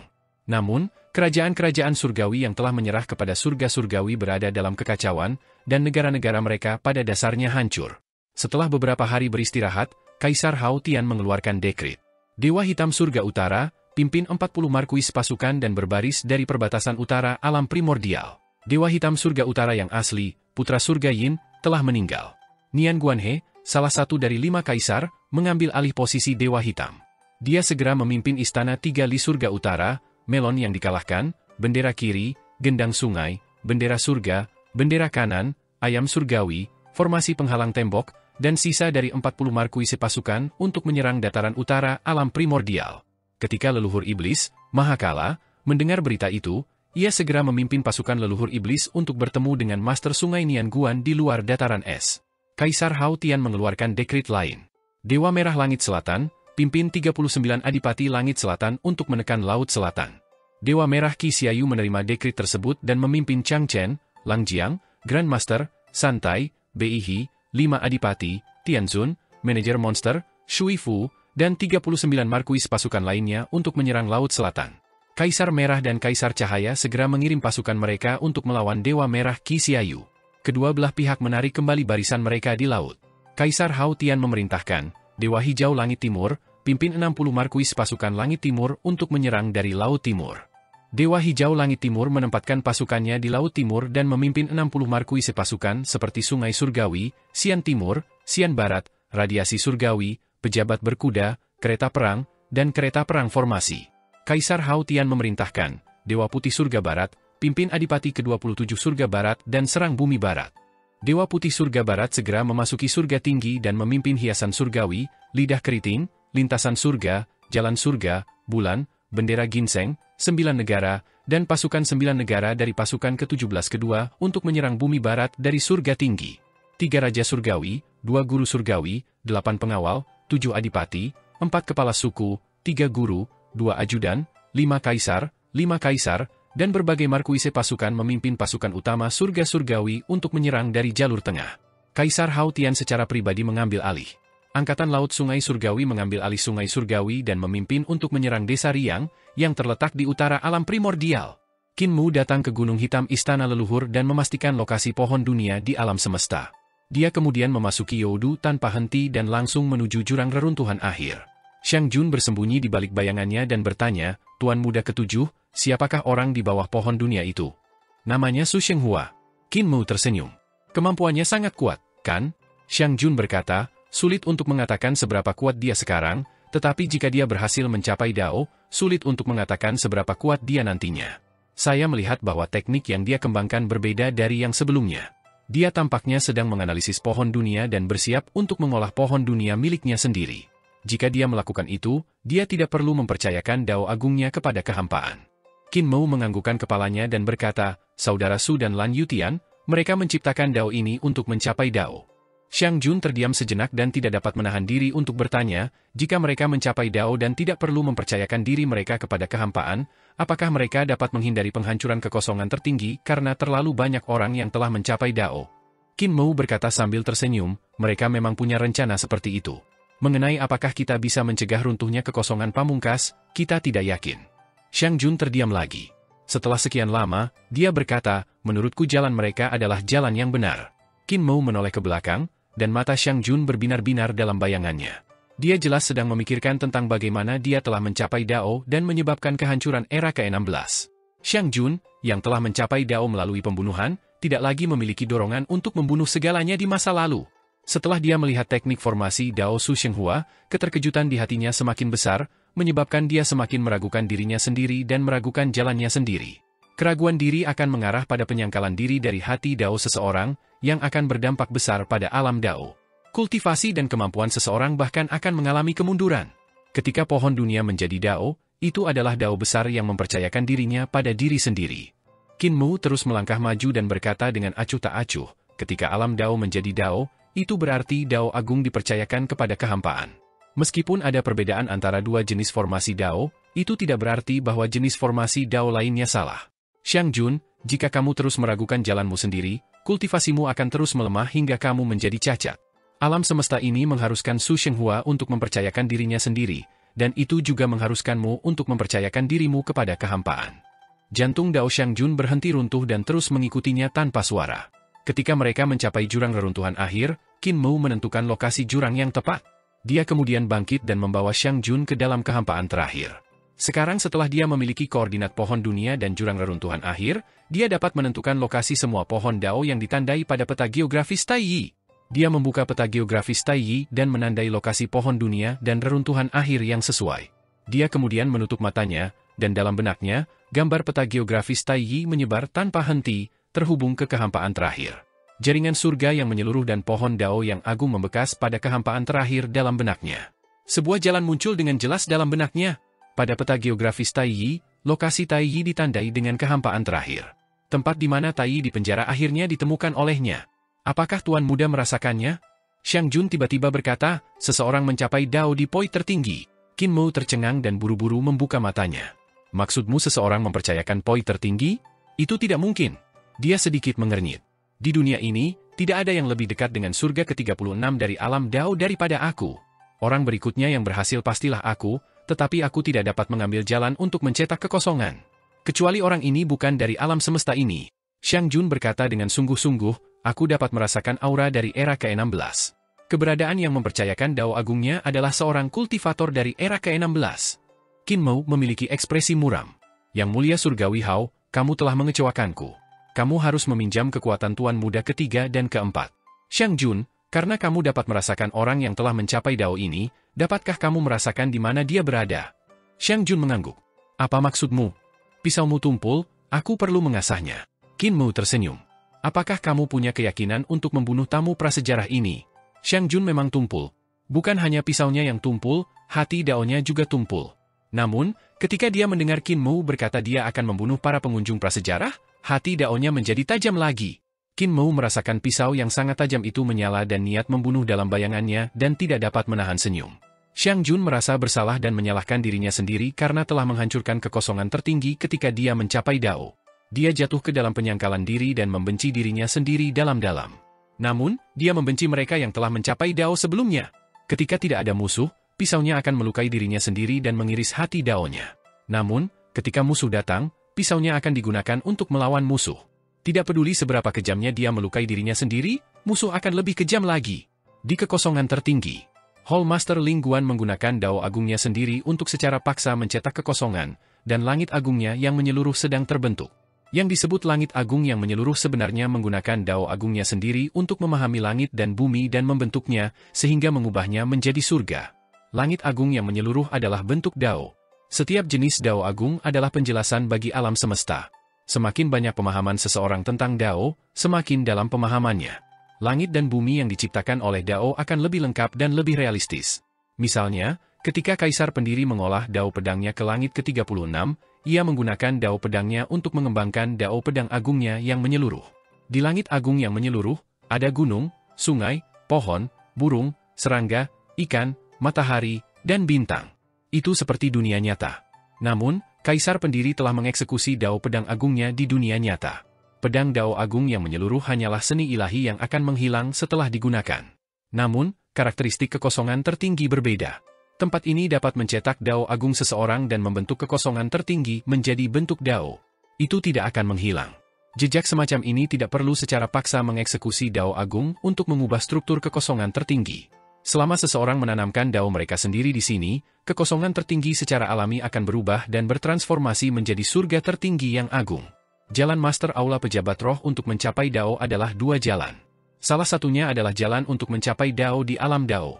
Jalan ini adalah jalan ortodoks Istana Miro, memahami alam Dao untuk mencapai Dao. Surga tertinggi yang agung adalah yang paling sempurna. Dia mampu menjadi salah satu dari 72 Master Aula dengan mengandalkan alam Dao-nya. Dia telah mencapai formasi Dao 4 kali dan membudidayakan 3 buah Dao dan 1 bunga Dao. Kultivasinya sangat padat. Di setiap era alam semesta, dia membudidayakan 1 Dao agung. Sekarang, dia telah membudidayakan 4 Dao agung dan 4 tahap surga tertinggi yang agung. Namun, ketika dia membudidayakan Dao agung keempat, waktunya terlalu singkat. Sebelum dia bisa mengolah buah Dao, era ke-16 alam semesta telah hancur. Jalan lainnya adalah menggunakan kekuatan untuk mencapai Dao. Jalur kultivasi menggunakan kekuatan untuk mencapai jalur tersebut adalah sistem Ibu Kota Giok. Mengolah 72 Aula Ibu Kota Giok, memahami keterampilan formasi Dao 7 Tuan Muda dan keterampilan formasi Dao Tuan dari Istana Miluo, meminjam kekuatan pengadilan leluhur Ibu Kota Giok dan Istana Miluo untuk meningkatkan kultivasi dan kekuatan seseorang, menanamkan kekosongan tertinggi. Menggunakan kekuatan untuk mencapai Dao jauh lebih mudah untuk diolah daripada mencapai Dao di alam Dao. Namun, itu tidak asli dan memiliki bahaya tersembunyi. Mudah untuk ditahan oleh 7 Tuan Muda Istana Miro. Namun, bagi Tuan Istana Miro, tidak ada bahaya tersembunyi. Bagaimanapun, mereka adalah bawahan dari 7 Tuan. Ketika Tuan Istana Miro tidak muncul, mereka harus mendengarkan perintah dari 7 Tuan. Tentu saja, sebagai Tuan Muda ke-7, Qin Mu tidak memiliki banyak kekuatan di Istana Miluo. Dia tidak memiliki Tuan Aula yang mengolahnya. Master Aula Pejabat Roh menggunakan keduanya untuk mencapai Dao, sehingga pencapaiannya sangat tinggi. Jaring langit agungnya yang menyeluruh terbentuk secara bertahap, dan kecepatannya sangat cepat. Dibandingkan dengan mengolah Dao agung baru selangkah demi selangkah, menggunakan Dao agung sendiri untuk mencetak kekosongan adalah yang termudah. Namun, Kepala Balai Lingguan agak serakah, memilih untuk mencetak 4 Dao agung bersama-sama. Langit agung yang menyeluruh yang ditempa oleh 4 Dao agung itu sangat indah dan tidak dapat dihancurkan. Selama dia berhasil mencetaknya dan menanam pohon Dao-nya sendiri, dia akan dapat berdiri kokoh di alam semesta ini. Jika cetakannya selesai, pohon Dao akan ditanam. Bahkan jika dia dibunuh oleh seseorang, tubuh dan Dao-nya tidak akan hancur. Dia masih bisa dihidupkan kembali dari buah Dao, tetapi tubuh jasmaninya jauh lebih lemah dari sebelumnya. Satu-satunya kesulitan adalah bahwa pohon Dao-nya adalah pohon Dao dari alam semesta masa lalu. Menanamnya di kekosongan pamungkas alam semesta ini akan sedikit merepotkan, dan itu akan menarik perlawanan dari kekosongan pamungkas. Namun, itu bukan masalah besar baginya. Akhirnya, langit agung yang menyeluruh miliknya telah selesai. Langit agung yang menyeluruh berwarna merah, emas, biru, hitam, merah seperti api yang berkobar, emas seperti emas, biru seperti langit, dan hitam seperti tinta. Keempat warna ini mewakili pencapaian 4 Dao agungnya, yaitu api, emas, surga, dan neraka. Dengan pikiran dari Master Aula Pejabat Roh terbang keluar. Aula ini adalah Dao besar yang telah dipahaminya dari pemahaman rune primordial Master Istana Miluo. Meskipun lebih rendah dari Aula Harta Karun milik 7 Tuan Muda, itu tetap luar biasa. Menanam pohon Dao dan menggunakan Aula Harta Karunku untuk menekan perlawanan dari kekosongan tertinggi seharusnya sudah cukup. Dia mengangkat Aula Harta Karun itu dan menggantungnya di atas langit agungnya yang maha tinggi. Setelah itu, pohon Dao muncul, dan cabang serta akar yang tak terhitung jumlahnya menari-nari di udara, berenang di kehampaan dan turun menuju langit agung yang maha tinggi. Tepat pada saat ini, kehampaan bergetar hebat. Semua jenis cahaya meledak dari kehampaan dan menyerang pohon Dao-nya dan langit agung yang maha tinggi. Master Aula Lingguan mengaktifkan Aula Harta Karun untuk bertahan melawan invasi Dao besar di kehampaan. Dia menatap masing-masing dari mereka dan tersenyum. Jadi, ini adalah Dao kesadaran. Dao kesadaran terpisah dari Dao awal mutlak. Seseorang pasti telah mengolah surga kesadaran agung yang menyeluruh dan menanamkannya di kekosongan tertinggi. Aku menanam pohon Dao dengan paksa, yang menyebabkan kekosongan tertinggi memberontak dan memanggil Dao kesadaran untuk menyerangku. Tiba-tiba, cahaya jenis lain dari Dao agung menerobos langit dan mengguncang aula berharga miliknya, tetapi terhalang oleh Aula Pejabat Roh. Kepala Aula Lingguan menoleh dan tersenyum tipis. 1 Ki langit agung yang menyeluruh, ini adalah Dao 1 Ki dalam Dao Taichu. Itu tidak dapat dianggap sebagai Dao Taichu yang sebenarnya, dan itu tidak mengancamku. 2 jenis 1 Ki bawaan berarti ada 2 orang di alam semesta ini yang mengolah 1 Ki untuk membentuk Dao, tetapi rune Dao mereka tidak dalam. Mereka seharusnya menggunakan kekuatan untuk membentuk Dao. Kemungkinan besar itu adalah Kaisar Haotian dan Taichu dari alam semesta ini. Cahaya pedang menerobos udara dan menebas pohon Dao miliknya. Hati kepala Aula Lingguan tergerak, dan cahaya terang bersinar di aula berharga itu untuk menghalangi serangan itu. Dia tersenyum dan berkata, ini adalah Dao pedang dari Dao Pasca Celestial. Aku tidak menyangka alam semesta ini begitu primitif. Sudah ada makhluk hidup yang mulai menciptakan dao agung mereka sendiri dan mengolahnya ke tahap surga tertinggi. Betapa langka, betapa langka. Sayang sekali orang yang mencetak dao pedang surga tertinggi tidak memiliki kekuatan sihir yang kuat dan belum mengolah buah dao. Hanya 4 surga tertinggi tidak dapat melakukan apapun padaku. Dia merasa lega. Point tertinggi tidak memiliki kekuatan, jadi perlawanan terhadapnya yang menanam pohon dao hanya untuk memobilisasi kekuatan dao besar yang tercetak pada jaring surga tertinggi point tertinggi. Jelas bahwa meskipun alam semesta epoch ke-17 telah berkembang selama 6 miliar tahun, jalur, keterampilan, dan seni ilahinya masih sangat terbelakang. Bentuk kehidupan terkuat di alam semesta ini baru saja mulai mencapai alam pencapaian dao. Hanya 4 orang yang telah mencapai dao, dan mereka hanya berkultivasi ke alam bunga dao di alam surga tertinggi, jadi mereka tidak dapat mengancamnya. Dia baru saja menghela napas lega ketika gelombang dao besar lainnya datang dengan cepat. Ekspresi Hall Master Ling Guan berubah drastis saat dia buru-buru naik ke udara dan mendarat di depan Hall of Spirit Official Treasure. Dia meraung dengan marah dan menggunakan seluruh kekuatannya untuk mengaktifkan aula tahta. Namun, dia melihat bahwa cahaya itu sangat kuat dan menakutkan. Dengan gelombang benturan, permukaan aula singgasananya langsung mengeluarkan suara berderak saat jatuh dari langit-langit agung yang meliputi langit. Langit agung yang meliputi langit dihantam oleh aula yang berharga itu, dan bumi berguncang. Tanah terbelah, dan gunung-gunung runtuh.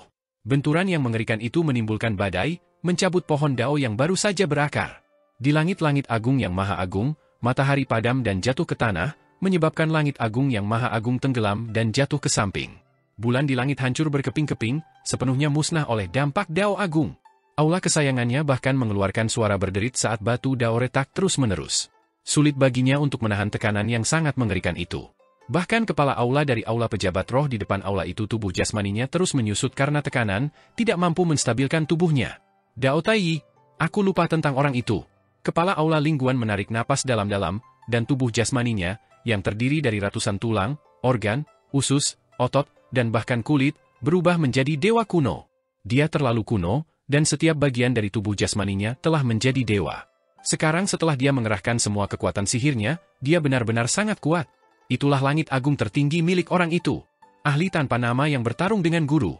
Tubuh jasmani kepala balai Ling Guan mengembang dengan cepat saat dia berteriak berulang kali. Dia dengan kuat menahan kekuatan penghancur dari Dao Taiyi yang mengerikan. Dao Taiyi bercampur dengan Dao Kibawaan dan Dao Kesadaran, serta Dao Pedang, yang menyebabkan banyak luka di tubuhnya. Master Aula Spirit Official tampaknya tidak merasakan apapun. Tubuh jasmaninya hancur dan terkumpul menjadi satu. Luka-luka ini tidak dapat melakukan apapun padanya. Hanya ketika jalur kesadaran menyerbu pikirannya, hal itu akan menyebabkan sedikit masalah. Namun, keempat alam semestanya telah mencapai Dao, dan hati Dao-nya begitu stabil sehingga bahkan jika keberadaan yang telah mengolah surga kesadaran agung yang menyeluruh datang secara pribadi, itu tidak akan dapat melakukan banyak kerusakan padanya. Itu adalah praktisi kuat yang menyeberangi 16 sungai kekacauan yang panjang untuk bertemu guru di Istana Miluo. Dia dikirim ke zaman keempat oleh guru. Tuan muda tertua telah mencarinya selama ini, tetapi dia tidak pernah menemukannya. Baru pada zaman ke-16 dia menemukannya dan menekannya. Tubuh jasmani Master Aula Spirit Official terus berkembang, dan tubuh jasmaninya menjadi lebih kuat. Dao Agung menari di belakang kepalanya, dan tubuhnya perlahan-lahan terbang dari depan aula tahta. Aula singgasana dililit oleh Dao Agungnya, dan kekuatan aula singgasana didorong hingga batasnya. Suara resonansi Dao bergema tanpa henti. Aku lupa, dia mencapai Dao di era ke-17 dan hampir menderita kerugian besar. 3 buah Dao terbang dari pohon Dao, dan bunga Dao mekar, meningkatkan aura Hall Master Ling Guan. Dia berhadapan langsung dengan Dao Taiyi dan menstabilkan dirinya. Dia melayang dan melayang di langit di atas pohon Dao-nya. Dia terkekeh dan berkata, jika Taiyi masih di alam semesta ini, aku akan mundur dan tidak mencetak Ultimate Point dan pohon Dao. Namun, dia telah ditekan oleh tuan muda yang hebat. Bahkan dengan jejak Dao Taiyi dari Great Overarching Heaven miliknya, dia tidak dapat melakukan apapun padaku. Dia menahan dampak dari 5 Great Overarching Heaven, dan pohon Dao berakar sekali lagi. Seketika, Great Overarching Heaven miliknya tidak lagi runtuh, dan matahari yang telah tenggelam ke tanah Great Overarching Heaven terbakar sekali lagi, perlahan terbit. Matahari yang menyala-nyala mengalahkan api. Ketika matahari terbit, daratan langit agung yang maha tinggi diselimuti api, dan daratan itu dipenuhi emas. Pada saat ini, sesosok tubuh perlahan berjalan dari daratan emas, berjalan di tengah api matahari yang mengalir. Tuan muda ke-7, ekspresi Hall Master Ling Guan berubah drastis, dan hati Dao-nya akhirnya goyah. Saat hati Dao-nya goyah, niat membunuh melonjak dari bayangan panjang di belakang Qin Mu dan menyerbu ke dalam pikiran Hall Master Ling Guan. Pada saat berikutnya, dia melihat sosok lain sudah berada di sampingnya. Niat membunuhnya terhubung dengan niat membunuh dalam pikirannya dan berubah menjadi pisau di tangan orang itu. Sosok itu berbalik dan membawa pisaunya. Cahaya pisau terhubung ke otak di jantung alisnya dan naik ke atas. Jantung alis Hallmaster Ling Guan terbelah, dan dia berteriak, "Xiang Jun!" Niat membunuh pemuda itu begitu kuat sehingga langkah kakinya bergerak tidak teratur saat dia berjalan di sekitarnya. Kecepatannya sangat cepat, dan setiap langkah yang diambilnya diikuti oleh tebasan. Cahaya pisau berputar-putar di sekitar Hallmaster Spirit Official terus-menerus. Tiba-tiba, cahaya pisau menyala dan menebas dari atas. Dengan suara retakan yang keras, pohon dao milik Hallmaster Ling terpisah dari bagian tengah dan jatuh ke kedua sisi. Hallmaster Ling Guan terbelah menjadi beberapa bagian dan dihancurkan oleh 5 dao besar yang datang dari kehampaan. Aula yang berharga itu menabrak pohon dao yang telah runtuh. Xiang Jun membubarkan niat membunuhnya dan melangkah mundur untuk menghindari Hall of Spirit Official yang runtuh, bersembunyi dalam bayangan di belakang Qin Mu. Xiang Jun benar-benar menahan auranya dan berdiri di bawah bayangan Qin Mu seolah-olah dia tidak ada. Namun, saat dia menarik kembali pisaunya dan menghilang, aula harta karun Hallmaster Ling Guan bergetar. Langit agung yang meliputi runtuh di bawah getaran, dan aula harta karun membawa 3 buah dao dan bunga dao turun dari kekosongan tertinggi, jatuh menuju alam primordial. Mahkota harta karun hanya melihat daging yang hancur dari Hallmaster Spirit Official menggeliat dan merekonstruksi dirinya sendiri.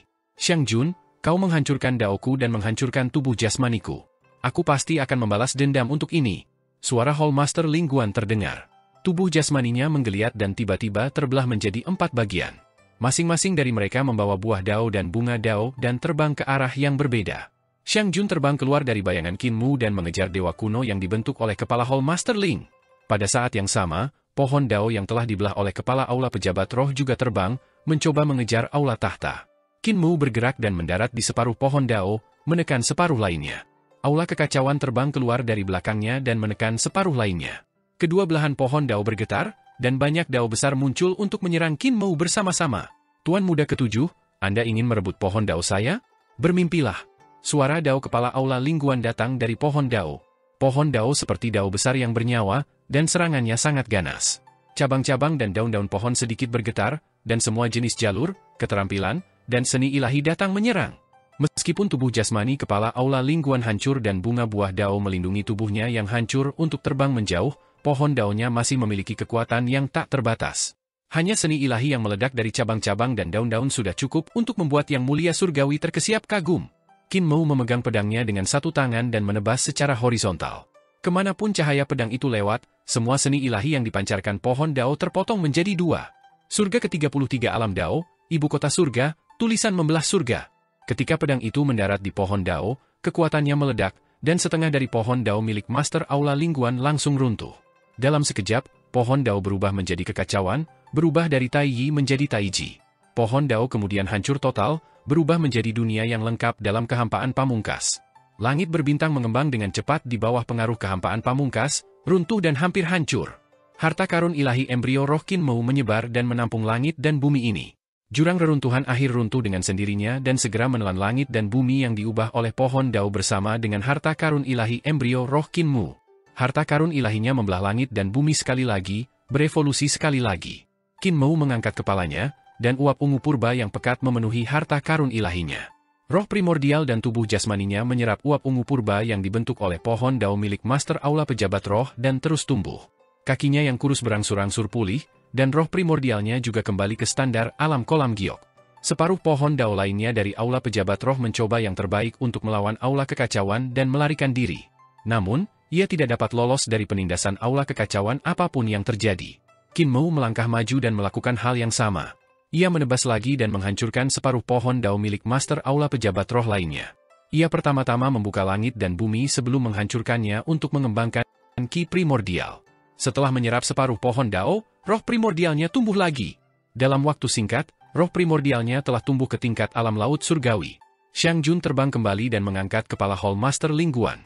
Dia melihat bahwa pelipis kepala Hallmaster Ling Guan seperti sayap terbang yang tumbuh ke atas. Ada mata ketiga di tengah alisnya dan manusia kecil di matanya. Dia memiliki kepala burung dan tubuh manusia. Dia seperti burung gagak emas dan agak mirip dengan dewa matahari kuno.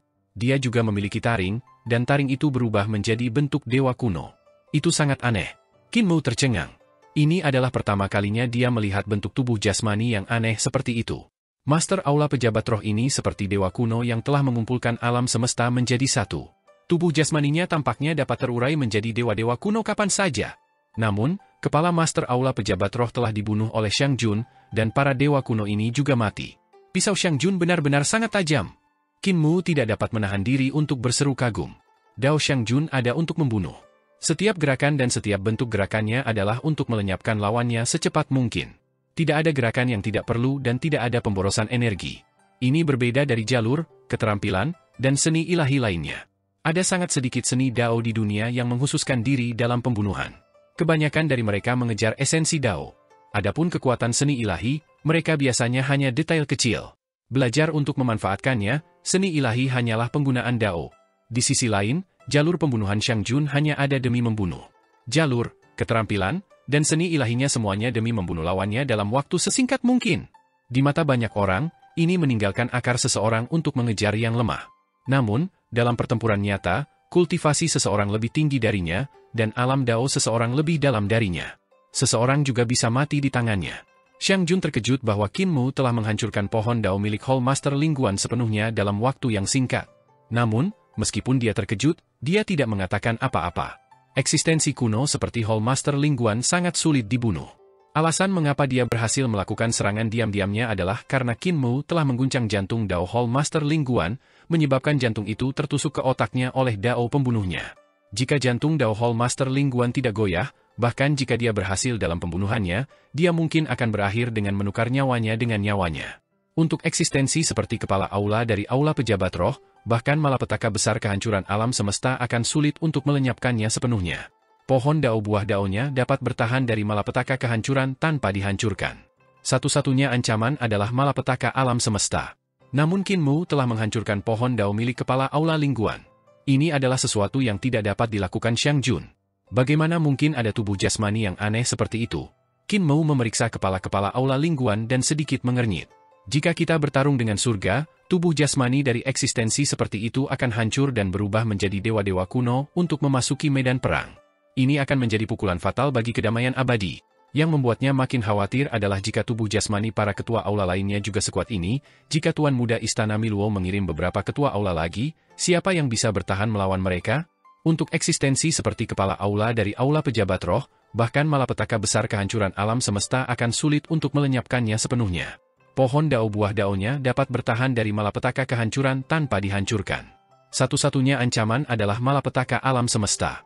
Namun Qin Mu telah menghancurkan pohon Dao milik kepala Aula Lingguan. Ini adalah sesuatu yang tidak dapat dilakukan Xiang Jun. Bagaimana mungkin ada tubuh jasmani yang aneh seperti itu? Qin Mu memeriksa kepala-kepala Aula Lingguan dan sedikit mengernyit. Jika kita bertarung dengan surga, tubuh jasmani dari eksistensi seperti itu akan hancur dan berubah menjadi dewa-dewa kuno untuk memasuki medan perang. Ini akan menjadi pukulan fatal bagi kedamaian abadi. Yang membuatnya makin khawatir adalah jika tubuh jasmani para ketua aula lainnya juga sekuat ini, jika Tuan Muda Istana Miluo mengirim beberapa ketua aula lagi, siapa yang bisa bertahan melawan mereka? Lebih jauh lagi, bahkan jika dia meninggal, kepala Aula Pejabat Roh tidak akan terbunuh olehnya. Untuk eksistensi seperti kepala aula dari Aula Pejabat Roh, bahkan malapetaka besar kehancuran alam semesta akan sulit untuk melenyapkannya sepenuhnya. Pohon Dao buah Daonya dapat bertahan dari malapetaka kehancuran tanpa dihancurkan. Satu-satunya ancaman adalah malapetaka alam semesta. Namun Qin Mu telah menghancurkan pohon Dao milik kepala Aula Lingguan. Ini adalah sesuatu yang tidak dapat dilakukan Xiang Jun. Bagaimana mungkin ada tubuh jasmani yang aneh? Bagaimana mungkin ada tubuh jasmani yang aneh seperti itu? Qin Mu memeriksa kepala-kepala Aula Lingguan dan sedikit mengernyit. Jika kita bertarung dengan surga, tubuh jasmani dari eksistensi seperti itu akan hancur dan berubah menjadi dewa-dewa kuno untuk memasuki medan perang. Ini akan menjadi pukulan fatal bagi kedamaian abadi. Yang membuatnya makin khawatir adalah jika tubuh jasmani para ketua aula lainnya juga sekuat ini, jika Tuan Muda Istana Miluo mengirim beberapa ketua aula lagi, siapa yang bisa bertahan melawan mereka? Qin Mu mengangguk dan bertanya, apakah kepala aula lain di Istana Miluo juga memiliki tubuh jasmani yang aneh dan kuat seperti itu? Aku tidak tahu. Aku belum pernah membunuh sebelumnya. Xiang Jun, jika kita bertemu dengan kepala aula lain, mari kita tanyakan namanya terlebih dahulu. Tidak. Jika dia berjaga-jaga, tidak akan mudah untuk membunuhnya. Itu benar. Di antara pasukan surga surgawi, istana-istana surgawi berdiri tegak. Istana samping yang mulia surgawi Hao telah dibangun di sini, dan istana itu bergerak bersama pasukan surga surgawi. Dua pohon dao melayang di atas istana samping, tampak megah dan luar biasa. Kedua pohon dao ini adalah pohon dao Kaisar Hao Tian dan Tai Chu. Mereka menekan takdir surga surgawi. Melihat dari jauh, dao besar bergoyang, dan jalur cahaya itu sakral dan hikmat. Bahkan dari puluhan ribu mil jauhnya, orang masih bisa mendengar runing dao dari pohon dao. Di aula langit numinous di istana samping, Kaisar Hao Tian memasang ekspresi serius saat melihat tiga dewa kuno yang tampak aneh. Salah satu dari tiga dewa kuno berkepala naga dan bertubuh manusia, serta buah dao berputar di belakang kepalanya. Yang lainnya berkepala ular, bertubuh ular, dan berekor ular. Bunga dao berkibar di belakang kepalanya, dan yang terakhir berkepala banteng. Ada juga buah dao di belakang kepalanya. Kaisar Langit, aku ditipu oleh Tuan Muda Ketujuh.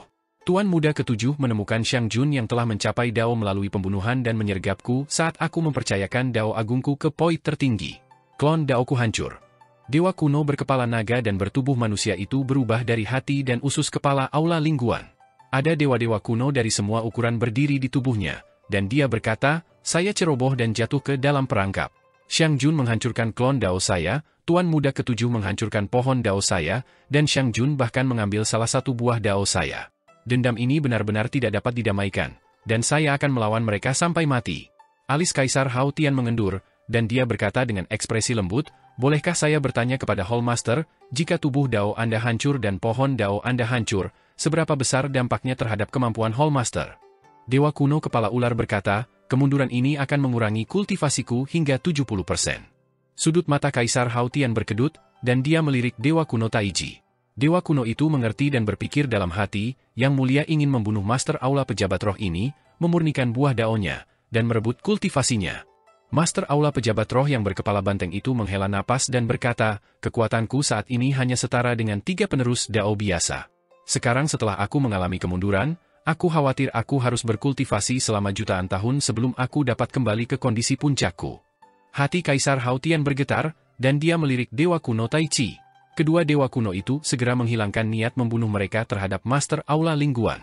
Tepat pada saat ini, cahaya bersinar terang di langit saat buah dao lainnya terbang di atas. 3 Master Aula Pejabat Roh tiba-tiba berteriak, dan ketiganya bergabung bersama untuk membentuk tubuh tanpa kepala. Kepala naga tumbuh dari tali pusar di perutnya, dan sepasang tanduk banteng tumbuh dari bahunya. 3 mata banteng muncul di dadanya, dan seekor ular besar melingkari punggungnya. Itu sangat aneh. Kepala naga itu membuka mulutnya dan berteriak, Tuan Muda Ketujuh meninggalkan 13 seni ilahi jalur pedang di buah daoku, bersiap untuk menggunakan buah daoku untuk bersekongkol melawanku. Meskipun aku tahu dia akan berkomplot melawanku, aku tidak punya pilihan selain menghancurkannya. Kaisar Surgawi, aku ingin kau menyiapkan pengorbanan besar dan menggunakan darah semua makhluk untuk menghancurkan seni ilahi dao pedangnya.